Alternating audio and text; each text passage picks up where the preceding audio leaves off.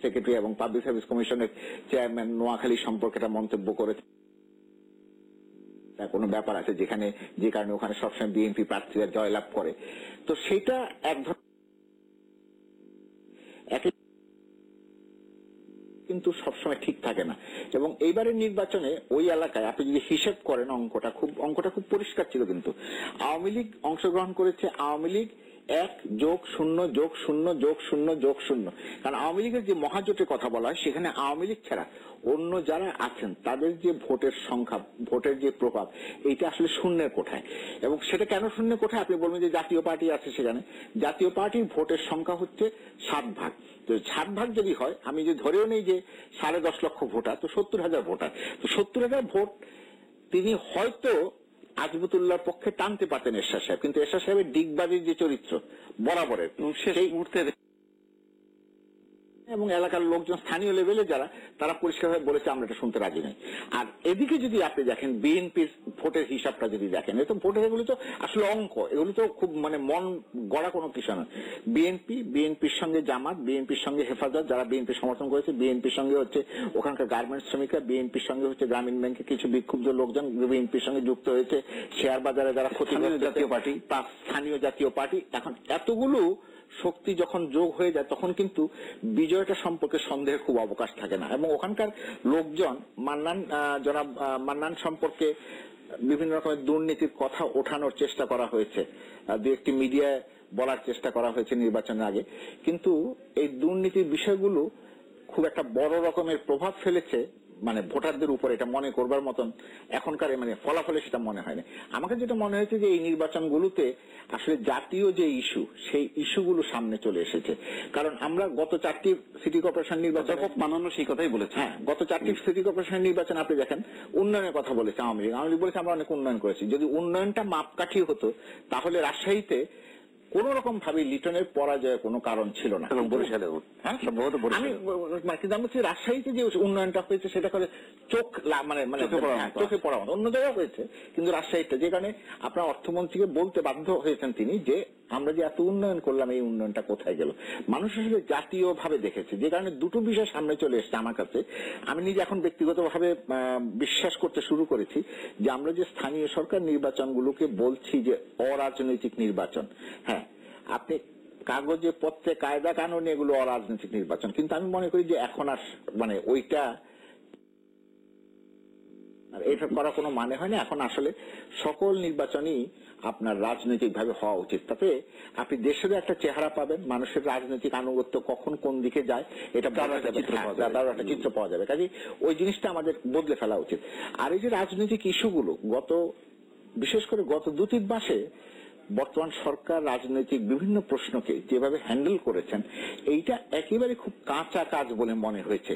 এইরকম আওয়ামী লীগের পক্ষ থেকে এরকম ভাবে এত কাঁচা কাজ করা হবে এমন সব মন্তব্য তারা করেছেন, যে মন্তব্যগুলো, যেমন যে বিষয়গুলো আমরা সবসময় মনে রাখি কিন্তু প্রকাশ্যে বলতে চাই না, তার মধ্যে আমাদের দেশের নির্বাচনের মধ্যে অনেকগুলো বিষয় কাজ করে। ধর্ম একটা বিষয় কাজ করে, নারীদের অবস্থান একটা কাজ করে, বা নারীদের ভূমিকা একটা জিনিস কাজ করে, সাধারণ মানুষের অর্থনৈতিক জীবন একরকম ভাবে কাজ করে। আমরা যারা এখানে বসে, আমি আপনি বা সোরাব, আমরা যতই ব্যাখ্যা বিশ্লেষণ করি না কেন, আমাকে যেটা মনে হয় যে তৃণমূল পর্যায়ে মানুষের দৃষ্টিভঙ্গিটা বা অবস্থানটা অন্যরকমের, সে অন্যরকম ভাবে দেশটাকে দেখে, আমরা একরকম ভাবে দেখি। আমাদেরটা হচ্ছে অতি এক ধরনের উপর থেকে দেখা, আমরা চাই এরকম হবে, এরকম, কিন্তু নিচের মানুষ যারা, তারা খুব বাস্তবতার আলোকে দেখেন। তো তাদের কাছে এইসব ইস্যুগুলো আমার কাছে সবসময় মনে হয়েছে যে অত্যন্ত গুরুত্বপূর্ণ। 2টি কথা বলে এই পর্যায়ে আমি শেষ করছি। এর একটি হচ্ছে যে 1991 সালে যখন নির্বাচন হয়, কাজী জাফর আহমদ সাহেব তখন পলাতক। আমি তার এলাকায় গিয়েছিলাম নির্বাচন দেখবার জন্য সাংবাদিক হিসাবে। আমি ফিরে এসে রিপোর্ট করেছিলাম যে তিনি জয়লাভ করবেন, এবং তিনি জয়লাভ করেছিলেন ফেরারি অবস্থায় নির্বাচন করে। কারণ দুটো বিষয় তিনি ওখানে প্রয়োগ করেছেন। হ্যাঁ, 1991 নির্বাচন এত কিছুর পরে। এর একটি হচ্ছে ওই এলাকার লোকজন তাকে নির্যাতিত মানুষ হিসাবে দেখেছে, যেহেতু তাদের ভালোবাসার মানুষ তিনি। দ্বিতীয় হচ্ছে তিনি ওইবারের নির্বাচনে তিনি একটা নতুন কারিগরি বিষয় ওই সময় প্রয়োগ করেছেন। এটা যদিও পুরনো প্রযুক্তি, সেটা হচ্ছে যে ক্যাসেটে তার বক্তৃতা রেকর্ড করে দিয়েছেন, যেটা তার স্ত্রী বিভিন্ন এলাকায় বাজিয়ে শুনিয়েছে। এটা হচ্ছে একটা, যে নির্বাচনটা কিভাবে প্রভাবান্বিত হয়। আর একই সময় নির্মল দা এখন মারা গেছেন, তিনি মানে নাই, আমি বা হয়তো অনেকে মনে করবেন যে মৃত ব্যক্তিকে সাক্ষ্য হিসেবে নিচ্ছি, সে না। 1991 সালে নির্বাচনের পরে, নির্বাচনের আগের দিন যখন সব শেষ হয়েছে, আমি নির্মল দাকে প্রেস ক্লাবে জিজ্ঞাসা করলাম যে নির্মল দা কে জয়লাভ করবে। তো উনি খুব সুন্দর জবাব দিলেন, বললেন যে বেগম জিয়া জয়লাভ করবে। আমি বললাম যে কেন? বলে যে দেখো, আমি উত্তরবঙ্গে গিয়েছিলাম, সেখানে আমি দেখেছি রাত্র, তখন শীতকালে নির্বাচনটা হয়েছিল, রাত্র 2টা, 2:30, 3টা বাজে, ওই সময় গ্রামের মহিলারা বাতি নিয়ে অপেক্ষা করছেন বেগম জিয়াকে দেখবার জন্য যে কে এই মহিলা। তো নির্বাচনে এমন অনেকগুলো বিষয় আছে। ধর্মের বিষয় যদি বলেন, বাংলাদেশের মানুষ ধর্মের ভিত্তিতে, ধর্মকে অবলম্বন করে ব্রিটিশদের বিরুদ্ধে লড়াই করেছে বিভিন্ন ক্ষেত্রে, ধর্মকে অবলম্বন করে পাকিস্তান করবার জন্য, অর্জন করবার জন্য পূর্ব বাংলা মানুষ লড়াই করেছে। আবার দেখেন 1954 সালে ধর্মভিত্তিক যে রাজনৈতিক দল বা যারা ধর্মকে অবলম্বন করে সামনে এসেছিল তাদেরকে ছুঁড়ে ফেলে দিয়েছে, তারা কিন্তু সেখানে তখন আর ধর্ম বিবেচ্য বিষয় ছিল না। আবার 1954 সালের যে সাধারণ নির্বাচন, সে মানে যুক্তফ্রন্টের নির্বাচন, সেখানে শুনেছি মানে আমাদের আত্মীয় স্বজন যারা সদস্য নির্বাচিত হয়েছিলেন, এমপি হয়েছিলেন, তারা বলেছেন যে সেই সময় অদ্ভুত এগুলো মানুষের ইন্ডিকেটর গুলো আসলে বিবেচনা নিতে। তারা বলেন যে একই দোকানে চা খেয়েছেন, মুসলিম লীগের প্রার্থী যদি চায়ের দাম 8 আনা দিয়েছেন, যুক্তফ্রন্টের প্রার্থী কাছে হয়তো চায়ের পয়সাই নেয়নি চায়ের দোকানদার, বা নিলেও যে পয়সা নিয়েছে সেটা নগণ্য। এখন এইটা হচ্ছে আসল ইন্ডিকেটর আপনার ভোটের মাপবার জন্য। তো এই ধরনের ঘটনাগুলো আমার মনে হয় যে গাজীপুরে এই ধরনের ঘটনাগুলো ঘটেছে। এবং আরেকটা কথা আমি একজনকে জিজ্ঞাসা করেছিলাম আজকে, তিনি বললেন যে উপরের দিক থেকে কেউ প্রকাশ্যে কোনো কথা বলেনি, আমাদের ভোটাররা অনেক বুদ্ধিমান, ওই যে আমরা বলি যে ঘাপটি মারা, অনেক বললে অশ্রদ্ধা করা হবে, তারা বলে যে নীরবে গিয়ে তারা ভোটটা দিয়ে এসছেন, সেই ক্ষেত্রে তারা কোন রকমের কোনো বহিঃপ্রকাশ ঘটাননি তাদের মতে। মাসুদ ভাই আসছে আপনার কাছে, আসার আগে একটা ফোন নিয়ে নিই। দর্শক আপনার নাম বলুন এবং প্রশ্ন করুন। আসসালামু আলাইকুম, আমি দিনাজপুর থেকে বলছি, মিলন। জি, আমি গত 4টে সিটি কর্পোরেশন নির্বাচনে যে আওয়ামী লীগ হেরে গেল, তখন বলল যে ফ্রি অ্যান্ড ফেয়ার হয়েছে এবং এই সরকারের আমলেই এই ফ্রি অ্যান্ড ফেয়ার ইলেকশন করা সম্ভব। কিন্তু বর্তমানে যে সিটি কর্পোরেশন নির্বাচনে যে হেরে যাচ্ছে, এটা তো আমি মনে করি যে বিএনপির যে কেয়ারটেকার গভর্নমেন্টের যে একটা দাবি, সেই দাবির প্রতিফলন এবং এই জনগণের রায়। এটা আওয়ামী লীগের এই রায়টাকে মেনে নেওয়া উচিত কিনা এবং এই কেয়ারটেকার গভর্নমেন্ট পুনর্বহাল সংবিধানে করা উচিত কিনা, এটাই আমার এই বিশ্লেষকদের কাছ থেকে প্রশ্ন। আপনি 1 মিনিট বলেন, আবার ব্রেক দিয়ে তারপর আবার। না, তার তো বলাই হল না, আপনি মানে মহাজুল ভাই তো কমপক্ষে 15 মিনিট বললেন, 1 মিনিট বলবো। আমি বললাম, আমি তো বললামই না, ঠিক আছে, ঠিক আছে, বললাম না, ধন্যবাদ, ধন্যবাদ। আমি আমার মনে হয় না, ঠিক আছে, ধন্যবাদ, ধন্যবাদ, ধন্যবাদ বলার দরকার নেই। না না, আমি বললাম না, ঠিক আছে, না আপনি, না না আমি বলবো না, সময় আমি বলবো না, না ঠিক আছে, ঠিক আছে, না আমি বলবো না, ধন্যবাদ, ধন্যবাদ। আপনি মনে হয় একটু অভিমান করেছেন। না না, এটা কোনো কথা হলো, বলেন না, আপনার তো বলার সময় আছে। না, দরকার নেই, ঠিক আছে, আপনি বলেন। ধন্যবাদ, ধন্যবাদ। ফিরোজ যেটা বলেছেন যে বিরতিতে যাবে, এখন আপনি একটু বলবেন, তারপর আবার আপনি ঠিক আছে, পরেই বলবো যদি সময় থাকে। দর্শক আমার মনে হয় যে একটু বিরতি চলে যাওয়া, আবার ফিরছি, সঙ্গেই থাকুন।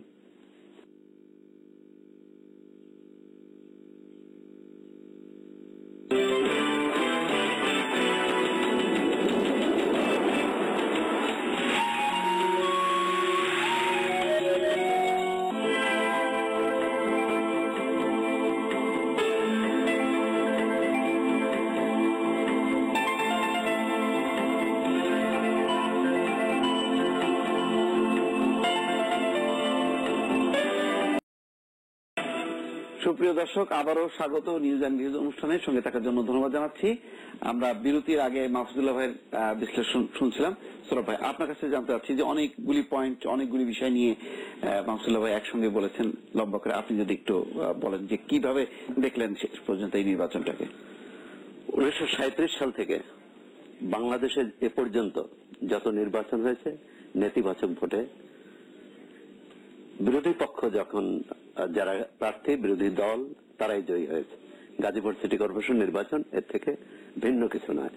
মানুষ আসলে না ভোট দিয়েছে।